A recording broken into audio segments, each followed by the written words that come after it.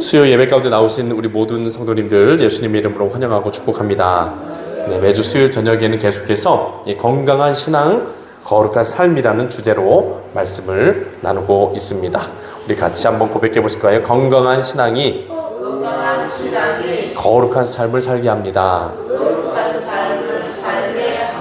아멘. 네, 우리가 건강한 신앙생활을 하려고 계속해서 추구해 나갈 때 거룩한 삶은 자연스럽게 열매 맺어지게 되는 것인 줄로 믿습니다.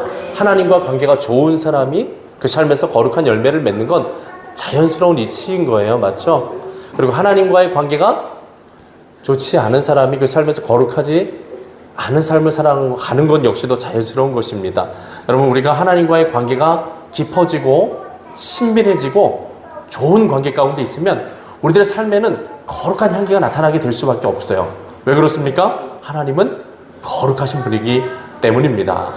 네, 그런 하나님과의 건강한 신앙 이루어감을 통해서 우리 금천교회가 날마다 거룩한 삶의 열매들이 더 새로워질 수 있기를 축원합니다. 네, 오늘 이 시간 함께 나누고 싶은 말씀은요, 집중해야 할 것에 집중해야 합니다 라는 제목이에요. 우리 같이 한번 고백해 보실까요? 집중해야 할 것에 집중해야 합니다. 아멘. 네, 여러분, 목회 사역을 감당하면서 제가 느끼게 되는 것은요, 우리 믿는 자들의 삶에는 하나님의 은혜도 임하지만 동시에 끊임없이 우리를 영적으로 무너뜨리려고 하는 마귀의 역사도 강력하게 임한다는 것입니다. 하나님의 은혜가 크면 클수록 마귀의 역사도 강력하게 임해요. 좀 바꾸어 말하면 하나님께서는 우리들에게 은혜를 부어주시고 성령과 말씀으로 끊임없이 우리를 하나님의 거룩한 사람으로 세워가시려고 하는데, 그와 동시에 마귀는 어떻게 하려고 그래요? 각종 유혹과 시험을 주어서 우리로 하여금 다시 죄의 지배 가운데 빠지게 만드는, 죄인으로 타락시키려고 한다는 것입니다. 하나님은 어떻게 하신다고요? 우리들에게 은혜를 주셔서 거룩한 하나님의 사람으로 세워가시려고 하고, 마귀는 어떻게 한다고요? 자꾸 유혹과 시험과 그런 것들을 주어서 우리를 죄 가운데 타락시키려 한다는 겁니다. 제가 이렇게 요즘 임하는 제 삶 가운데 임하고 있는 이 마귀의 역사를 가만히 이렇게 관찰을 좀 해봤어요. 어떤 마귀의 역사가, 어떤 마귀의 공격이 나한테 찾아오고 있는가. 가만히 살펴보니까 이런 마귀의 공격이 있더라고요. 저의 집중력과 저의 정신을 자꾸 흐트러뜨리는 거예요. 목회에 집중하지 못하게 만들고, 정말 하나님이 기뻐하시는 뜻이 있는 그것에, 그 일에 집중하지 못하게 만들고, 자꾸 제 생각과 마음을 분산시키더라고요. 자꾸 쓸데없는 생각과 쓸데없는 일들의 생각과 마음이 뺏기게 만들어서 하나님이 기뻐하시는데 제 삶의 시간과 에너지를 쓰지 못하게 만들고 있더라고요. 그래서 참 이번 주에 정말 정신줄을 가다듬으려고 노력을 많이 하고 있습니다. 특히 마귀가 하는 일은요, 우리가 하나님께서 집중하기를 원하시는 그 일에 집중하지 못하게 만든다는 사실을 제가 이번 주에 너무 깊이 깨달았어요. 오늘 우리가 읽은 이 창세기서의 말씀은 하나님께서 이제 온 천지와 만물을 다 창조하시고 아담을 지으신 다음에 그 아담에게 주시는 두 가지 중요한 명령입니다. 우리가 말씀을 읽어보면 알 수 있는 것처럼 한 가지 명령은 어떤 명령이었습니까? 이렇게 하라, 이렇게 하라라는 명령이었고요. 또 한 가지 명령은 이렇게 하지 말아라 하는 그런 명령이었어요. 이렇게 하라는 명령은 어떤 명령이었습니까? 네, 창세기 1장 28절 말씀에 나와 있는데 같이 한번 읽어보겠습니다. 시작.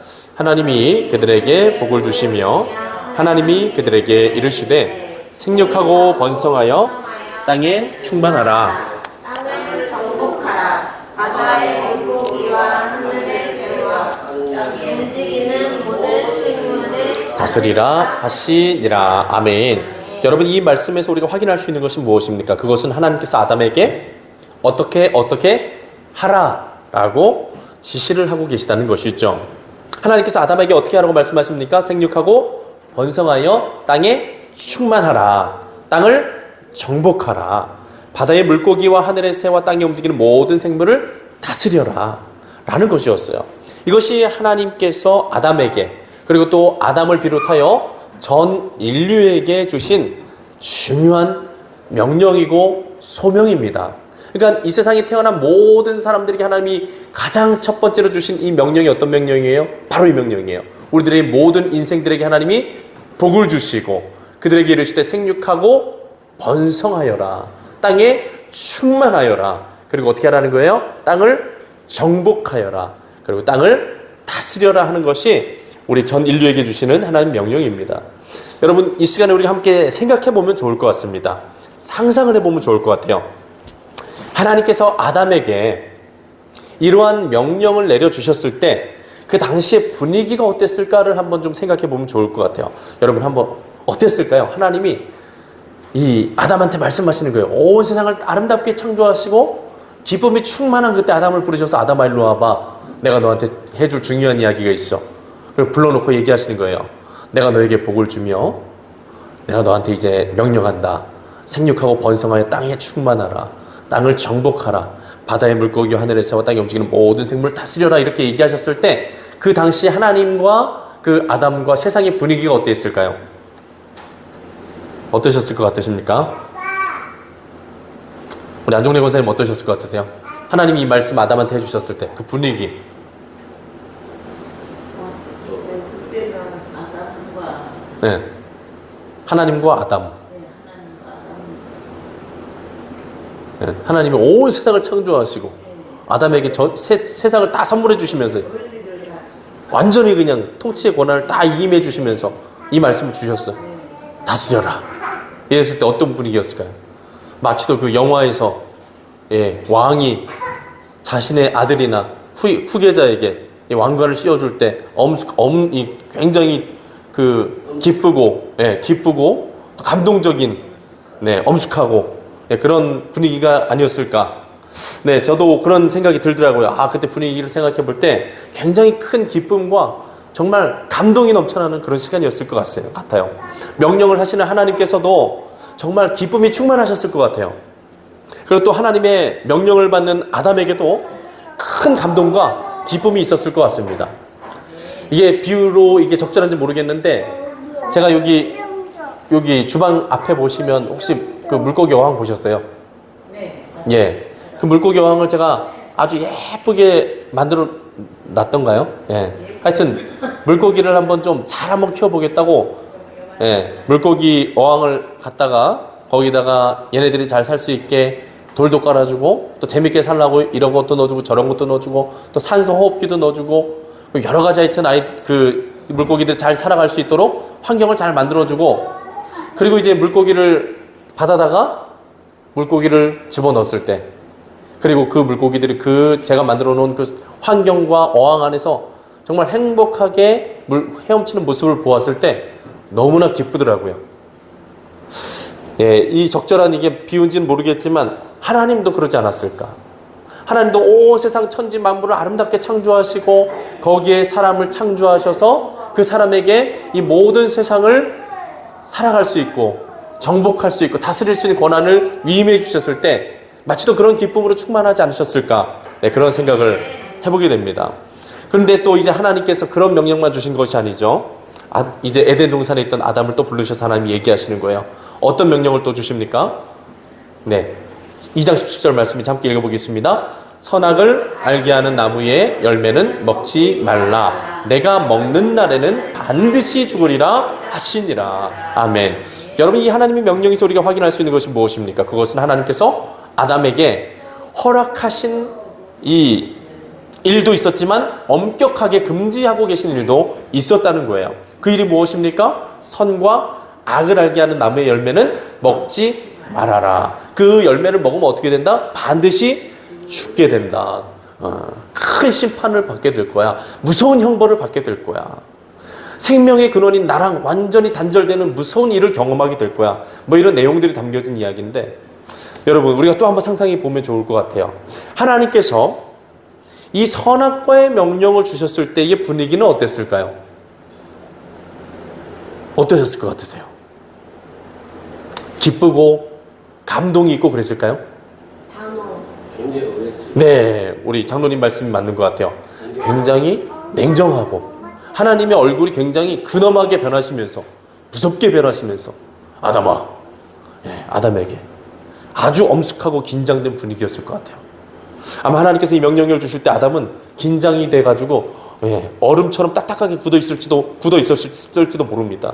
제가 이렇게 집에서 예찬이랑 이렇게 웃으면서 막 놀아줄 때는 예찬이가 막 날라서 막 신나요. 막 신나해서 막 방방 뛰고 그래요. 그러다가 제가 몽둥이로 예찬이 일로 와봐 이러면 예찬이 그때부터 막 발발발발 떨면서 얼굴이 그냥 얼음이 돼가지고 그러는데 아침 뭐 그 정도로 하여튼 무서운 이야기를 또 하나님이 하셨을 거예요. 자, 이 지점에서 함께 생각해 볼 것은 우리가 이 두 가지 명령을 내리신 하나님께서 이 두 가지 명령을 아담에게 주셨을 때 하나님의 마음속에 어떤 마음이 있으셨을까 하는 것을 우리가 좀 생각해 보면 좋겠습니다.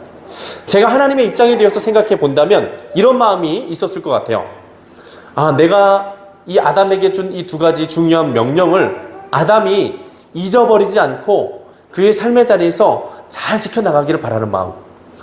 그 마음이 있었을 것 같고요. 또 한 가지 드는 중요한 마음이 있다면 제가 만약에 하나님의 입장이라면 아담이 첫 번째 명령에 온전히 집중하여 살아갔으면 좋겠다 라는 마음이 들었겠다는 거예요.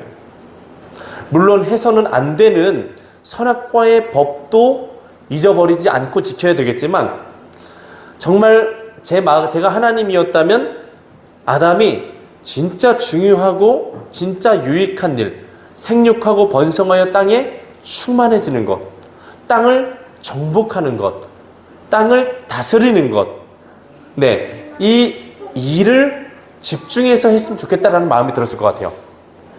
여러분 한번 생각해 보세요. 만약에 아담이 하나님께 이 두 가지 명령을 받았는데 첫 번째 명령보다 두 번째 명령, 선악과를 따먹지 말라고 명령한 그 명령에 집중하느라고 애도 안 낳고 땅도 정복하러 안 가고 생물들이 잘 살든지 잘 죽든지 관심도 없고 날마다 선악과 앞에 앉아가지고 하나님이 저거 따먹지 말라 그랬어.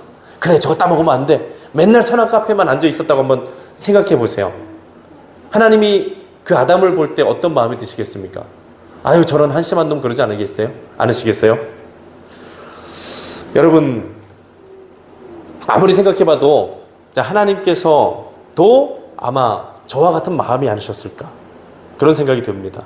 하나님께서도 아담이 하나님께서 주신 그 첫 번째 명령, 그 명령에 집중함으로써 하나님께서 창조하신 이 아름다운 세상에서 생육하고 번성 충만하고 하나님의 선하신 뜻에 따라 이 세상을 잘 정복하고 아름답게 다스려가는 그 하나님의 영광이 충만한 세상을 아담이 이루어가기를 하나님은 바라셨을 거예요. 그것에 아담이 집중하기를 바라셨을 거예요. 그러다가 그의 인생 여정 가운데에서 하나님 앞에 혹시나 교만해질 수 있을 때쯤 한 번은 선악과 앞에 서서 그래, 이 세상을 선악간에 심판하실 수 있는 유일한 분은 하나님 한 분뿐이시지. 하나님 앞에 교만해지면 안 돼. 내 맘대로 살아가면 안 돼. 내가 하나님 명령 어기면서 하나님 떠나 살아가면 나는 죽게 될 거야. 그렇게 하나님 앞에 겸손하게 낮아지고 그 하나님을 경외하는 마음을 되새기기 위해서 선악과를 바라보면 딱 좋지 않았을까?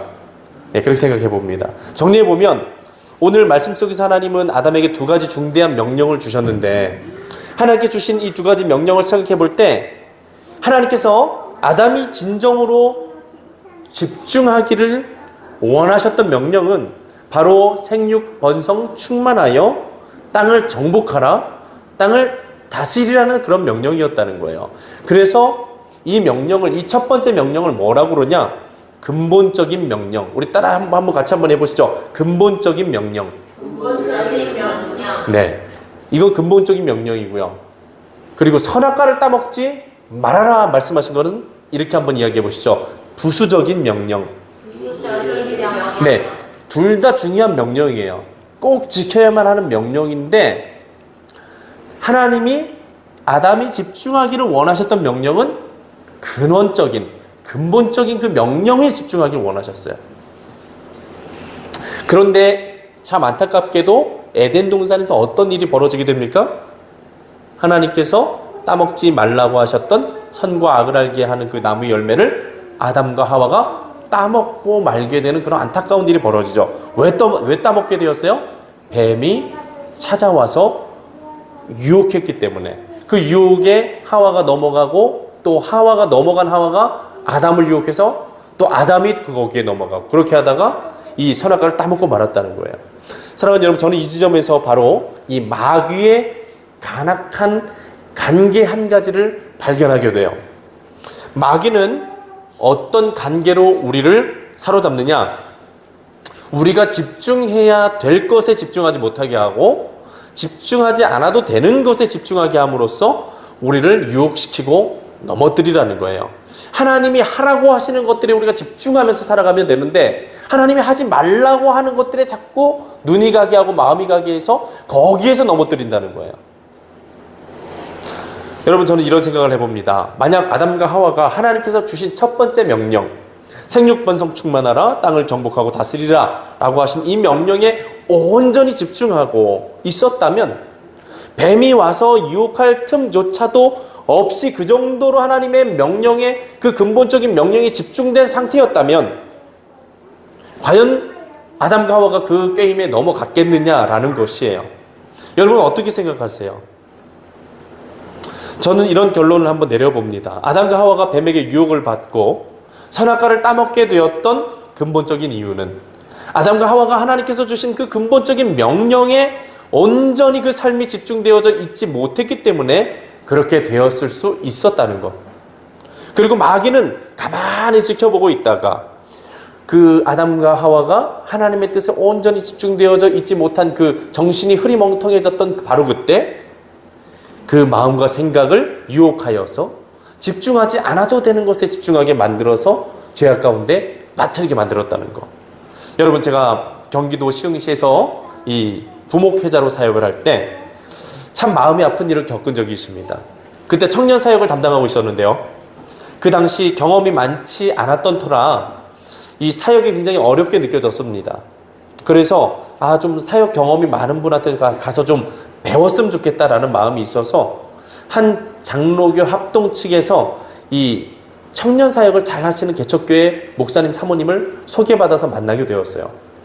그래서 가가지고 그분들을 찾아가서 청년 사역에 관한 도움을 좀 받고자 찾아가서 여러 가지 조언도 구하고 가르침도 받게 되었습니다.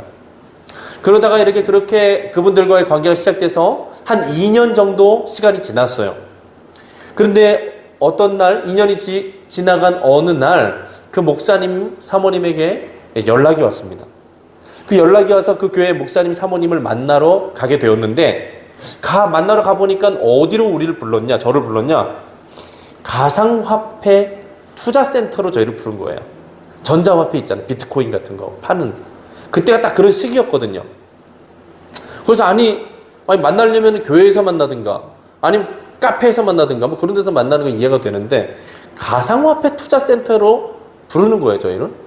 그래가지고 좀 이상했지만 하여튼 무슨 영문인지 몰라서 일단 그곳에 가서 목사님과 사모님 만났습니다.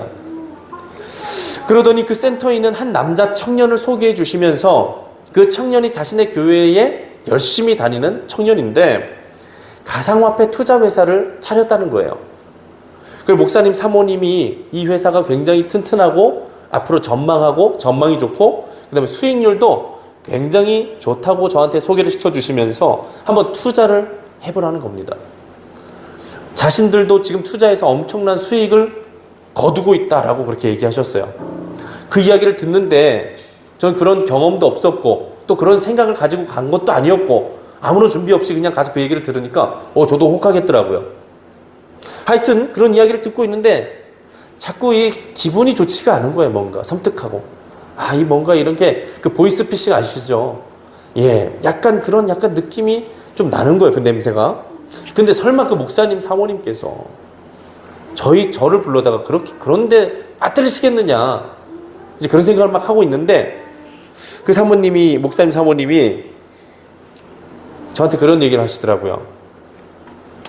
사람을 이렇게 본인들께서 저를 불러갖고 사람을 등록시키고 계속 등록시켜서 10명을 등록시키면은 곱하기 3으로 수익률이 올라간다. 뭐 이런 얘기를 하시더라고요. 그 얘기를 딱 들으니까는 알겠더라고요. 그 목사님 사모님 저를 왜 부르셨는지. 저를 등록시켜서 10명을 만들어서 자신들의 수익률을 증가시키려고 부르신 거구나. 그때 이제 딱 생각을 들었죠. 정신을 딱 잡았죠. 이 목사님 사모님이 나를 이용해 먹으려고 부른 거구나. 이제 그때부터는 이제 그 자리에 못 있겠더라고요. 그래가지고 그냥 아내 손 붙잡고 우리 가자고 이래갖고 이제 그 자리를 뛰쳐나오고 그 목사님 사모님과도 관계를 끊게 되었습니다. 제가 뭐 그 목사님 사모님을 뭐 욕하려고 그러는 게 아니라요. 그 청년 사역에 굉장히 신실하시고 열심히 있으셨던 분이셨거든요. 근데 2년 있다가 이런 모습을 보니까 제가 너무 실망스럽고 또 너무 안타까운 거예요. 그분들의 모습이. 마치도 그때 처음에 그분들을 뵀을 때는 정말 순수한 마음으로 사역하시는 분이다. 정말 이분들한테 잘 배워야 되겠다는 마음이 있었는데 근데 그때 가서 또 만나게 되니까 야, 어떻게 사람이 이렇게 하루아침에 변할 수가 있는가.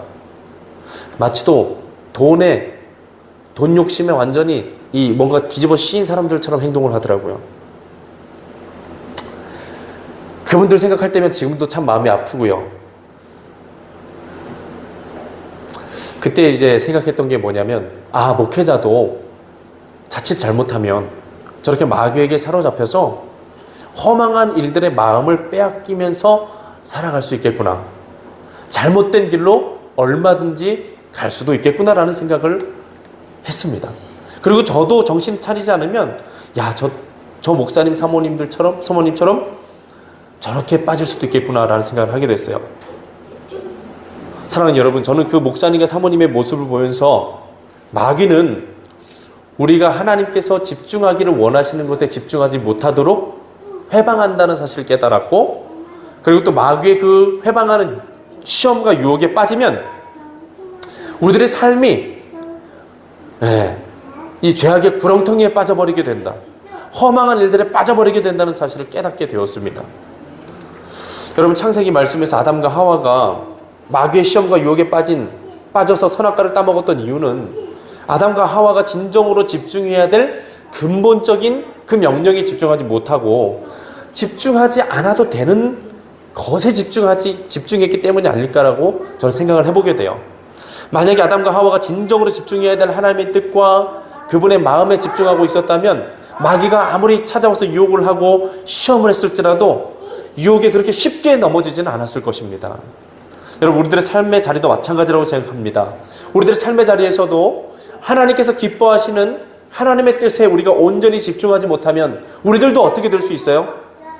마귀의 유혹에 넘어가서 허망한 일들의 마음을 빼앗기고 엉뚱한 짓을 할 수도 있게 된다는 것입니다. 여러분, 하나님께서 우리들이 그런 어리석은 삶을 살아가는 것을 기뻐하지 않으십니다. 하나님께서는 우리들이 집중해야 될 것에 집중하기를 원하세요. 사랑하는 여러분, 하나님께서는 우리 금천교회가 하나님이 기뻐하시는 일에 집중하기를 원하십니다. 저는 하나님께서 오늘 이 금천교회가 정말 집중하기를 원하시는 것이 뭐냐? 이 땅에 죽어가는 영혼들에게 복음 전하는 것. 이 땅에 죽어가는 영혼들에게 복음 전하는 것. 이것이 하나님 기뻐하시는 일이다라는 것을 지금 2달째 와서 목회하고 있는데 하나님이 부어주시는 마음이 그 마음이에요. 그래서 우리 이현건 장로님께서 아주 멋지게 그림을 지금 지도를 하나 그려다 주셨거든요. 너무 감사합니다. 박수 한번. 와, 정말 이 지역을 그냥 다 깨고 계시더라고요. 그림으로 지도를 그려서 저한테 주셨는데 거기에 몇 명이 살고 있는지까지 다 알고 계시더라고요. 야, 너무 감사해가지고 하여튼 지금 어쨌든 그림으로 한번 해보려고 지금 작업을 하고 있는데 그거 완성되면 저 뒤에 붙여놓고 우리 매일 이제 기도하려고 그래요. 기도하고 전도하고 이제 그 일에 힘쓰려고 합니다. 하나님께서 오늘 이 예배 가운데 이런 마음을 전하라고 하셨습니다. 로마서 12장 2절 말씀인데요. 같이 한번 읽어보면 좋겠어요. 시작. 너희는 이 세대를 본받지 말고 오직 마음을 새롭게 함으로 변화를 받아 하나님의 선하시고 기뻐하시고 온전하신 뜻이 무엇인지 분별하도록 하라. 아멘. 네, 여러분. 로마서 12장 2절 말씀을 통해서 주님께서 우리들에게 말씀하십니다. 하나님의 선하시고 기뻐하시고 온전하신 뜻이 무엇인지 분별하도록 하라. 그리고 이 이전절에 읽어보면 이것이 너희가 드릴 영적인 예배니라 라고 기록하고 있어요. 여러분, 우리가 하나님 앞에 진정한 예배자가 된다는 것은요, 이 예배 자리 가운데 나와서 이 예배 형식에만 참여하고 집으로 돌아가는 사람을 예배자라고 말씀하시지 않습니다. 어떤 사람을 예배자라고 말씀하세요? 이 예배를 통해서 하나님의 영이신 하나님과 영적으로 교통하고 교제하고 소통해서 하나님의 뜻이 무엇인지 분별할 수 있는 사람을 예배자라고 하시는 거예요. 그러니까 여러분, 우리가 예배 자리에 나올 때 어떤 마음을 가지고 나와야 돼요? 단순히 은혜 받기 위해서만 나오는 것이 아니라 뭘 알기 위해서? 하나님이 기뻐하시는 온전하신 뜻이 무엇인지를 분별하여 알기 위해서 나와야 된다는 거예요. 그것이 참된 예배자의 중심에 있어야 되는 그 마음이라는 겁니다. 그러니까 여러분, 우리가 예배 자리 나올 때 단순히 은혜 받고 내 삶의 문제들 하나님 도와주십시오, 그냥 이렇게 뭔가 내 삶의 필요를 간구를 아뢰고 이런 것도 좋지만, 더 중요한 것, 하나님의 뜻이 무엇인지 알기를 사모하는 마음, 오늘 내 삶을 향하신, 오늘 우리 교회를 향하신 하나님의 뜻이 무엇인지를 알기를 사모하는 마음으로 하나님 앞에 서는 것이 영적인 예배다라는 거예요. 여러분, 하나님의 그 선하신 뜻과 계획이 무엇인지 알려면 어떻게 해야 될까요? 하나님 앞에 나아가서 내 할 얘기만 하고 끝나면 돼요, 안 돼요? 안 되죠. 뭘 해야 됩니까? 하나님께 질문해야죠, 질문. 예, 하나님께 뭐 해야 된다고요? 질문을 해야죠. 하나님, 오늘 나를 향하신 하나님의 뜻이 무엇입니까? 하나님, 오늘 우리 교회를 향하신 하나님의 뜻이 무엇입니까? 가르쳐 주십시오. 하나님의 마음이 궁금합니다. 하나님의 뜻이 궁금합니다. 여러분, 먼저 그의 나라와 그의 의를 구하라 예수님이 말씀하셨는데 그 말씀의 의미가 뭐예요? 하나님이 기뻐하시는 뜻이 무엇입니까? 하나님의 뜻이 임하는 곳이, 하나님의 뜻이 성취되는 곳이 어디예요? 하나님의 나라잖아요. 하나님의 의가 뭐예요? 하나님의 뜻이 하나님의 의잖아요.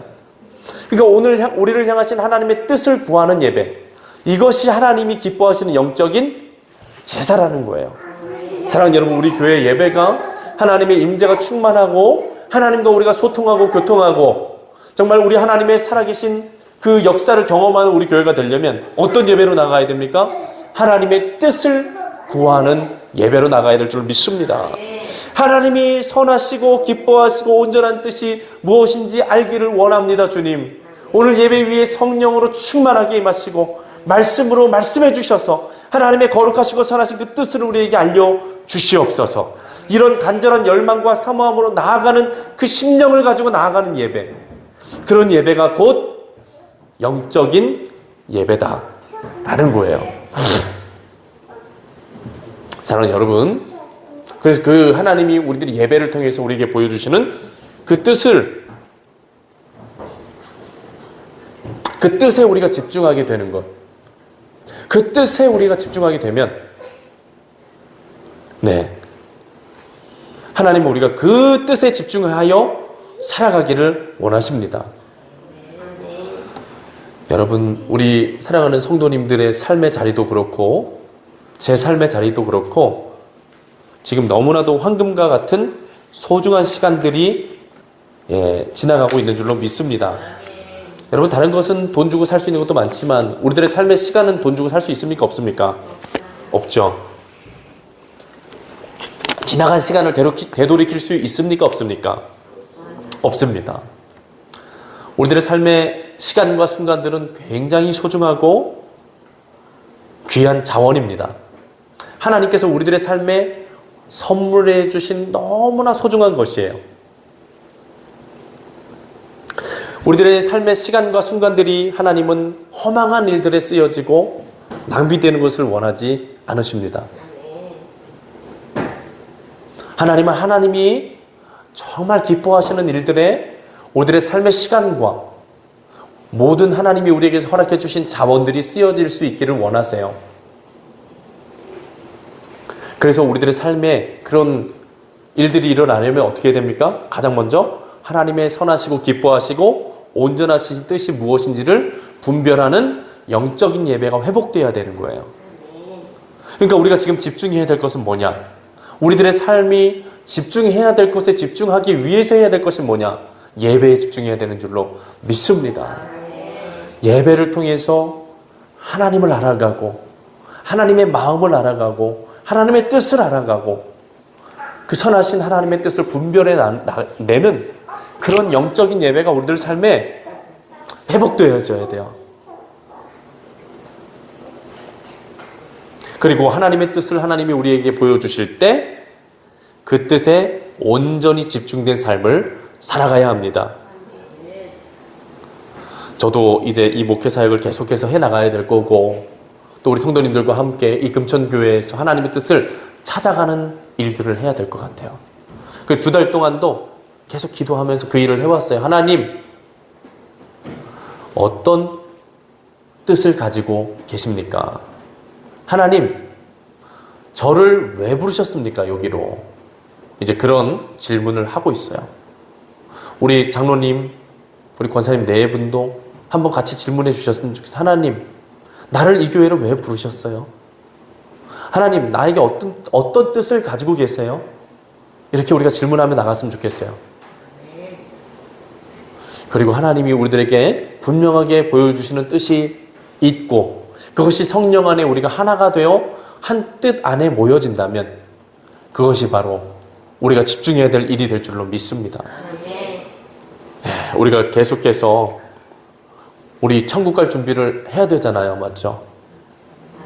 우리 이 세상에서 영원히 살 사람들이 아니잖아요. 우리 천국 갈 때 부끄럽게 고개 숙이고 들어가는 사람들이 아니라 얼굴에서 빛이 나고 의의 면류관을 받아 쓰기에 합당한 참된 믿음의 사람이 되어서 천국에 입성하면 좋지 않겠습니까? 그렇게 되기 위해서 정말 주님, 우리들이 주님의 도구로 쓰임받게 하여 주시옵소서. 우리 부족합니다. 연약합니다. 우리 교회 사람도 많이 모이지 않고 그렇습니다. 그렇지만 그럼에도 불구하고 하나님이 능력의 손으로 들어 쓰시면 우리도 하나님의 영광을 드러낼 수 있는 복된 통로가 될 줄 믿습니다. 우리 이런 믿음 가지고 우리 주님의 도구로서 우리가 쓰임받기를 사모하며 더욱더 믿음 생활에 열심을 냈으면 좋겠습니다. 그런 은혜가 충만하시기를 예수님의 이름으로 축원드립니다.